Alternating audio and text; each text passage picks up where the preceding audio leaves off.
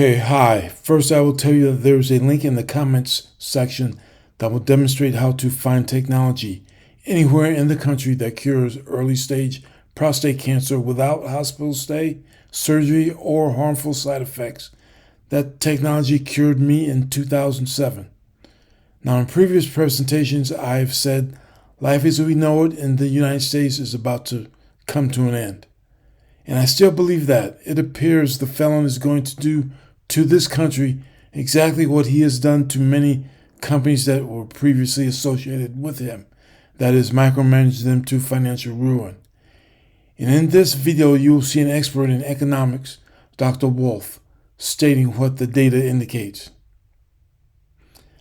Now, I suspect that the Constitution was intended to protect the country from people like the felon, but they could not anticipate the chaos that exists now.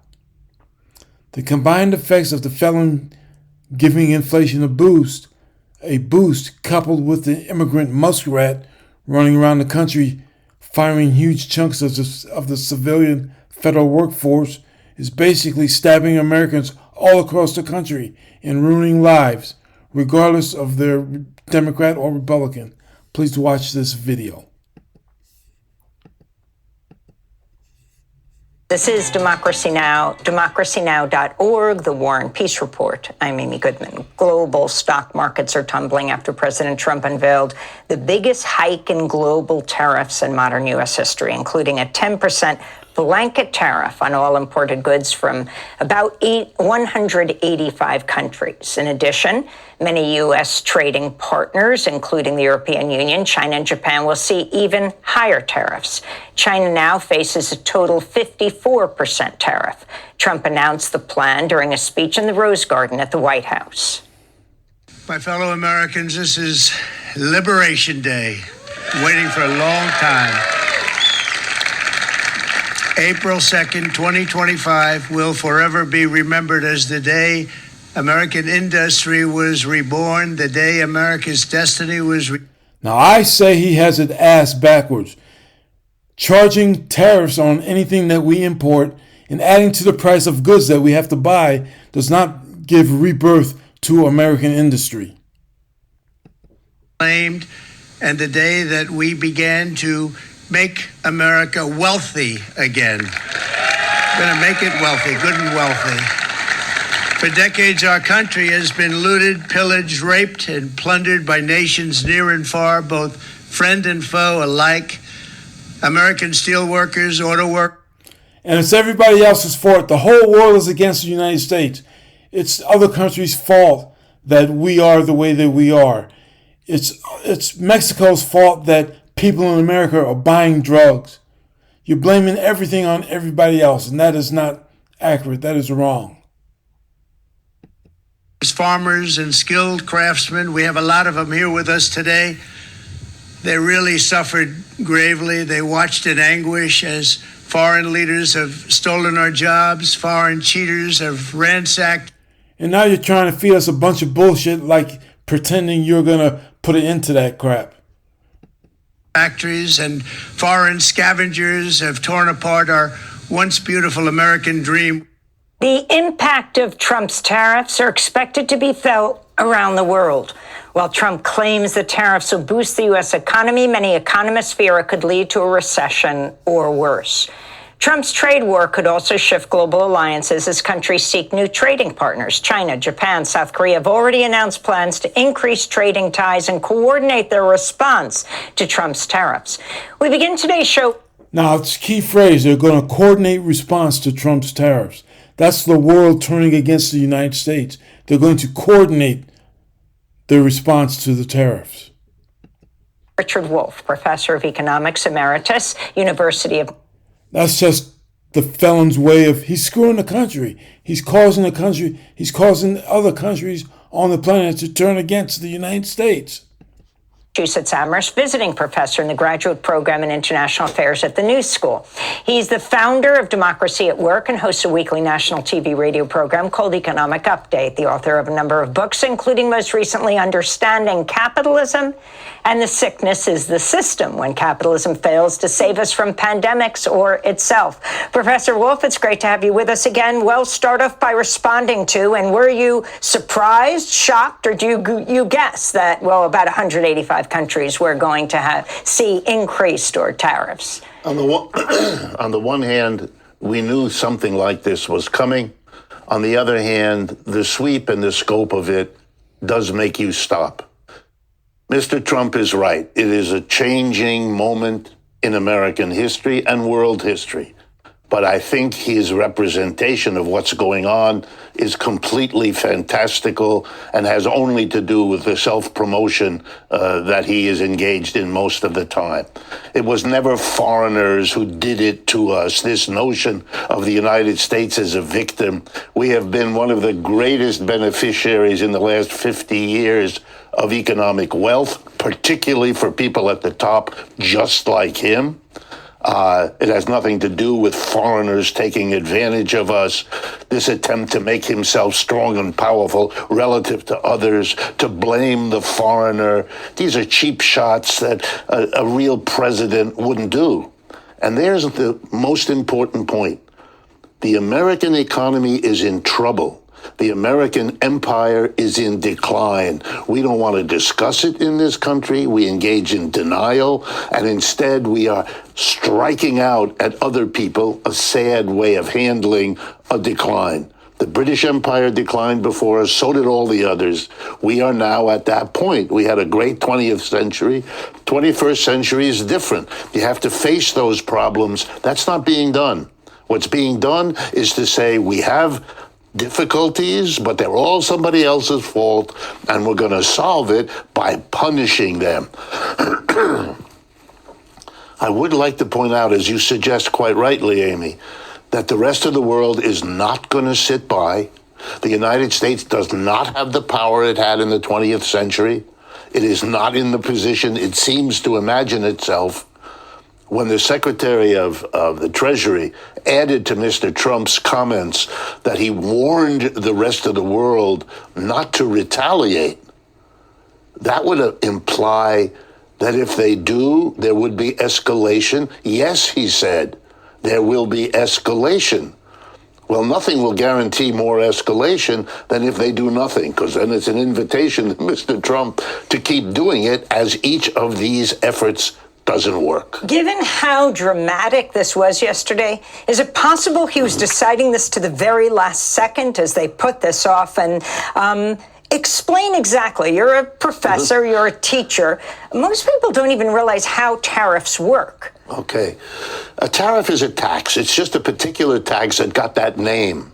It used to be called import duty. All it means is when something comes into the United States that was produced outside and is brought in to be sold, it has to pay a tax, as literally as it crosses our border into our country. It is paid by the American company that brings it in, which may pass it on to the consumer, usually what happens, and the tax goes to Uncle Sam. It goes to Washington. Mr. Trump loved to suggest that tariffs were paid by the others, a little bit like Mexico would pay for the wall. Never happened. It's not going to happen here either. It's an American tax. And there's something remarkable that clues you into how big a change this is, that the Republican Party, which has branded itself as the anti-tax party for a century, is now imposing the most massive tax imaginable.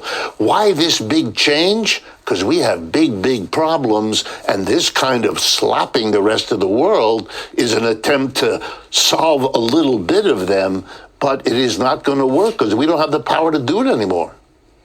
I want to go to UAW President Shawn Fain, who supports Trump's new tariffs, saying last week, "We applaud the Trump administration for stepping up to end the free trade disaster that's devastated working class communities for decades." Fain spoke Sunday on CBS's Face the Nation.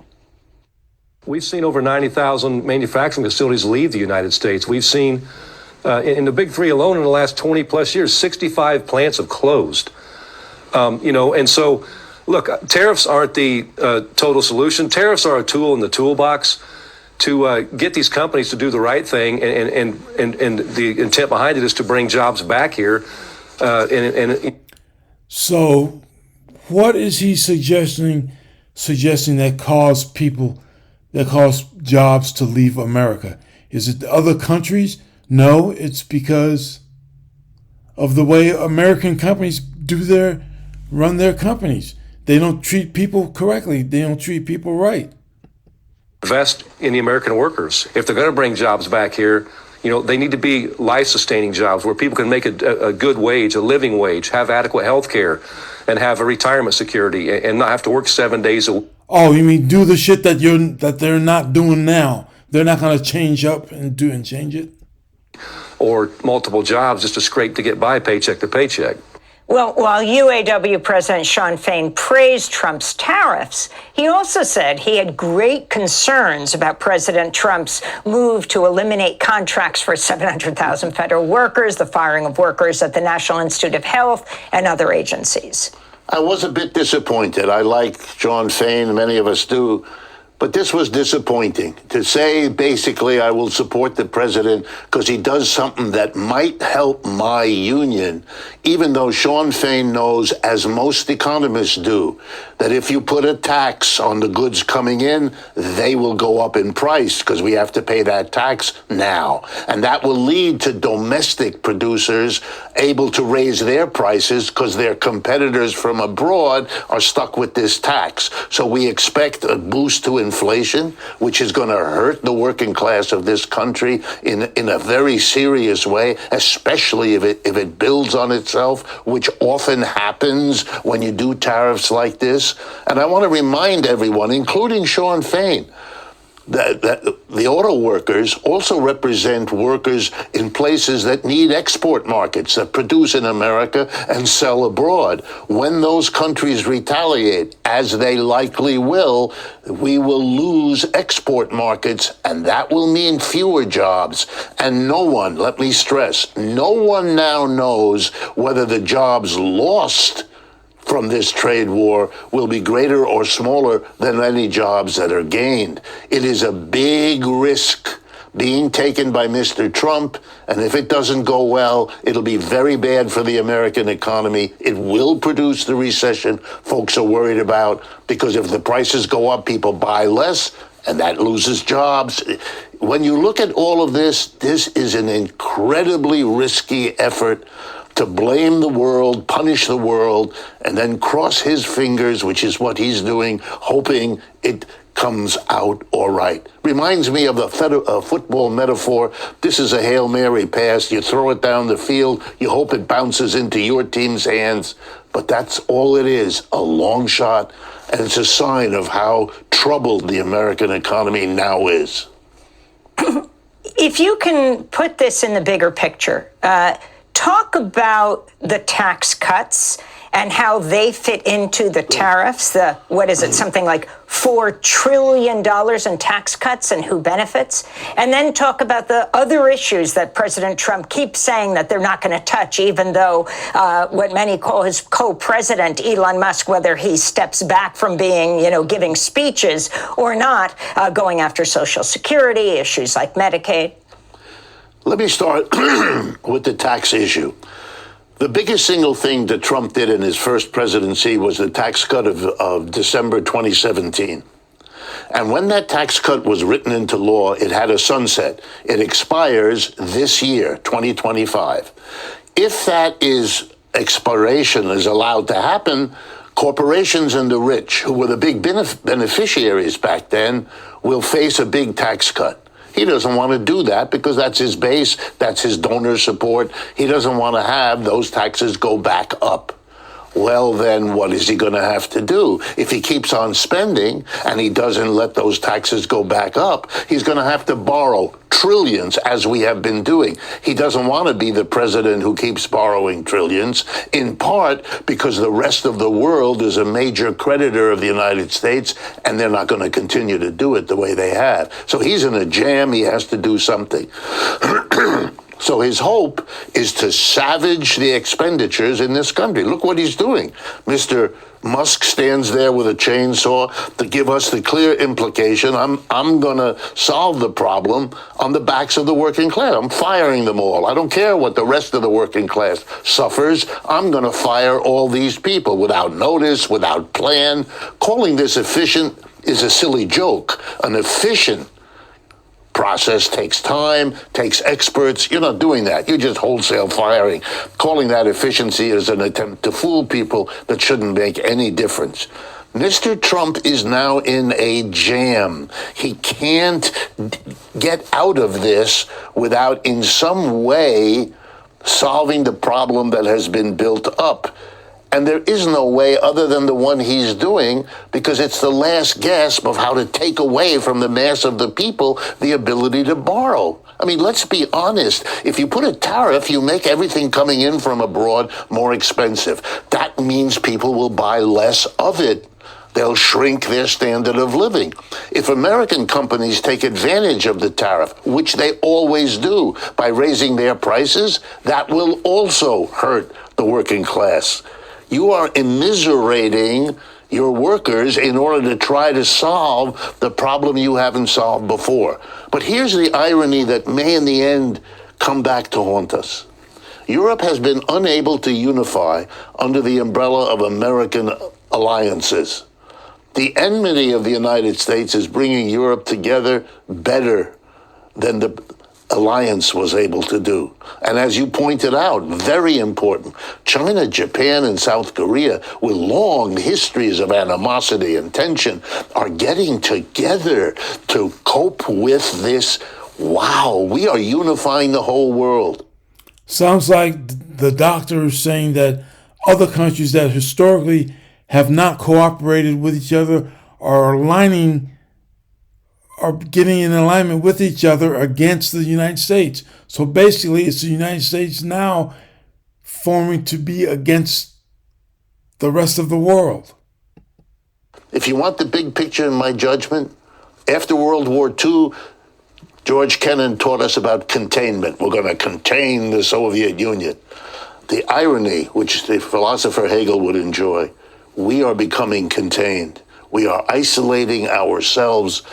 The votes in the UN are the United States alone, or the United States and Israel and 2 or 3 other countries. The isolation politically, the isolation now economically. We are the rogue nation for the rest of the world. We may not want it, we may not agree, but it doesn't really matter if that's how they perceive us, and that's what's happening. You talked about South Korea, Japan, and China joining together. One of the biggest announcements of tax cuts was against Taiwan. It's just a little more complicated for Taiwan to join that group. And also another one was Vietnam, which got a very heavy whack. I mean, is there no recognition of what the United States did to that country? Maybe you wouldn't want to crush them with this kind of a thing after.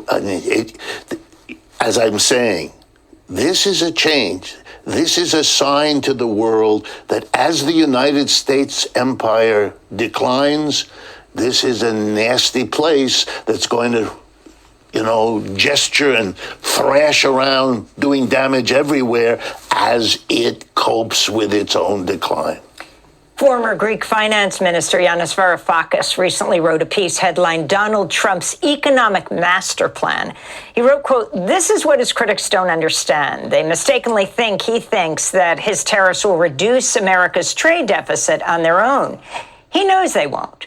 Their utility comes from their capacity to shock foreign central bankers into reducing domestic interest rates. Consequently, the euro, the yen, and the renminbi will soften relative to the dollar. This will cancel out the price hikes of goods imported into the U.S. and leave the prices American consumers pay unaffected. The tariff countries will be, in effect, paying for Trump's tariffs." Do you agree with that, Professor Wolff? No, even though Yanis and I do a lot of work together, so normally I defer to him. He's wonderful in his analysis. I don't think this is correct. Is it a possible outcome? Yes. We're in a situation, let me put it this way. Tariffs are not new. They've been around for hundreds of years. If you teach a course in international economics, which I've done, you tell students, here are 1,000 books, here are 5,000 articles. We know.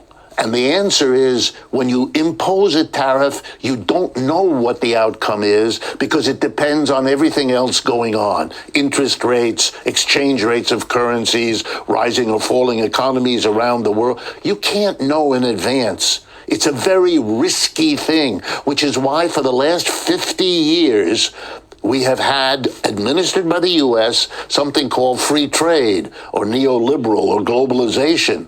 All of that is over now. The United States can't win anymore in that system, so it is reverting to economic nationalism.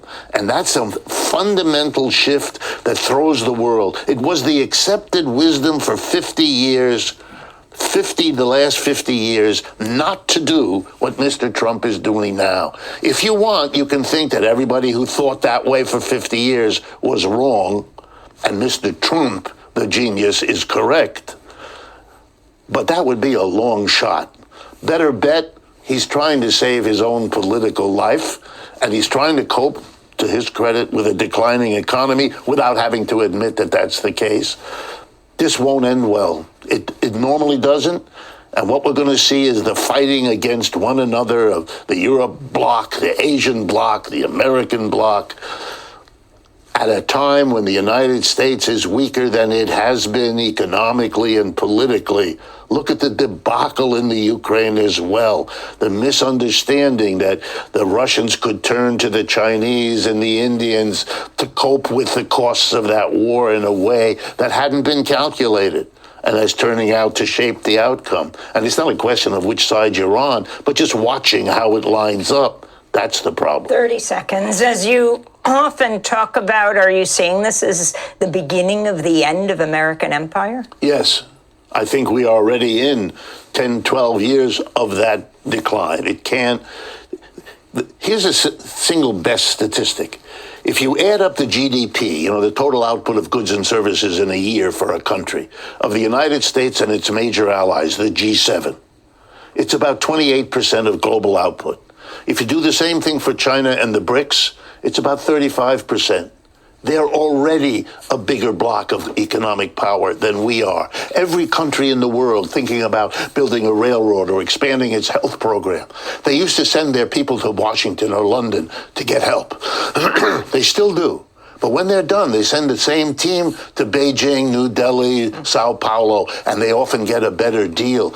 The world is changing, and the United States could cope, but as with alcoholism, you have to admit you have a problem before you're in a position to solve it. We have a nation that does not yet want to face what this all adds up to.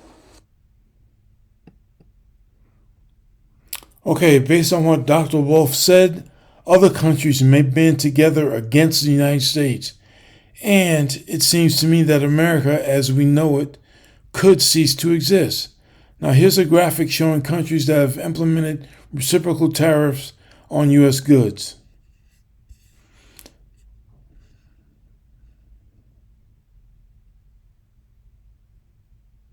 Okay, there's Vietnam, there's China, Taiwan, South Africa, India. Now, Vietnam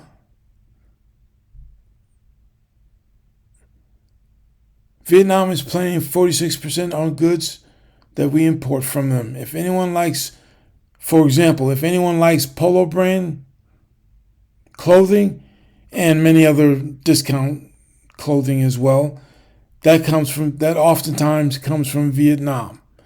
And you will be hit hard in that area because clothing is often made in Vietnam as well as China. If you buy items from a discount store, many of those items may come from China. So those discount stores may not, quote unquote, discount that much anymore.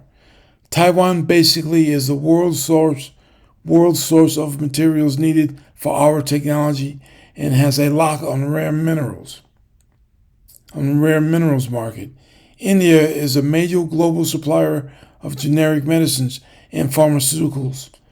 And should they implement their planned 27% tariff on pharmaceuticals, then that's the cost of our medications is going to go up by, as according to this, 27%. Here's another graphic showing the tariffs planned by each country on the United States. South Korea, 26%, Japan, 24%, the UK, 10%, the EU, 20%. Brazil is planning a 10% tariff on the United States. Now, speaking of Japan, because they're here now, there's a lot of automobile parts and major automobiles that come from Japan. And that is going to be a major blow. Okay, now I suspect the Constitution was intended to protect the citizens of the country from people like the Felon, but they could not anticipate the chaos that now exists.